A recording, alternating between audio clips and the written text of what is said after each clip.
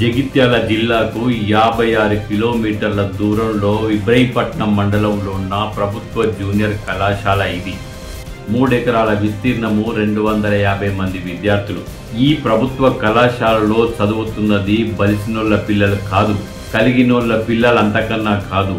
వ్యాపారస్తులు, ప్రభుత్వ ఉద్యోగులు, రాజకీయ కుటుంబాలకు చెందిన పిల్లలు ఇందులో లేరు.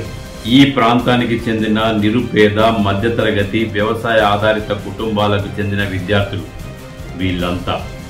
పొద్దంత కష్టపడితే గాని గడవని కుటుంబాలు, వ్యవసాయంలో గిట్టుబాటు పైన ఆధారపడ్డ రైతుల పిల్లలు, బీడీలు చుట్టి తమ పిల్లలను ప్రభుత్వ కళాశాలలకు పంపి భవిష్యత్తును వెతుక్కుంటున్న తల్లులు, ఉపాధి కరువై ఉన్న ఊరికి కన్నవారికి దూరమైన గల్ఫ్ కార్మికుల బిడ్డలు వీళ్ళంతా.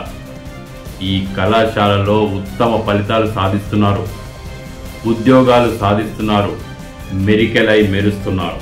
కళాశాలలోని విద్యార్థులకు బ్యాక్లాగ్స్ అంటే తెలియవు. ఆదివారం ఈ విద్యార్థులకు హాలిడే కాదు, తమ తల్లిదండ్రులకు పనుల్లో సహాయం చేసే డే.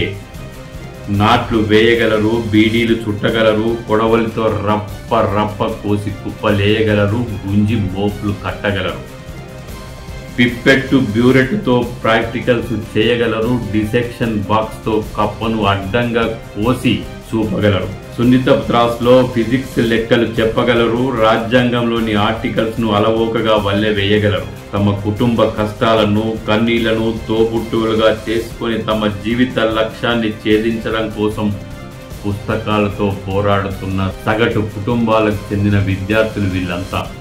ఈ విద్యార్థుల వెనుక సామాజిక బాధ్యత తెలిసిన అన్నదమ్ములు, అక్క చెల్లెల్లాంటి అధ్యాపకులు ఉండడం ఈ విద్యార్థులు చేసుకున్న అదృష్టం. ఇబ్రహీంపట్నం ప్రభుత్వ జూనియర్ కళాశాల విద్యార్థులకు, అధ్యాపకులకు శబ్దం టీవీ కంగ్రాచులేషన్స్ చెప్తుంది. ఈ ఒరవడి ఇలాగే కొనసాగించాలి. అనేక మంది విద్యార్థులను ఉత్తమ ఫలితాల వైపు మళ్లించి ఉన్నత ఉద్యోగాల్లో స్థిరపడే విధంగా కృషి చేస్తున్న అధ్యాపకులకు నిజంగా హ్యాట్స్ ఆఫ్.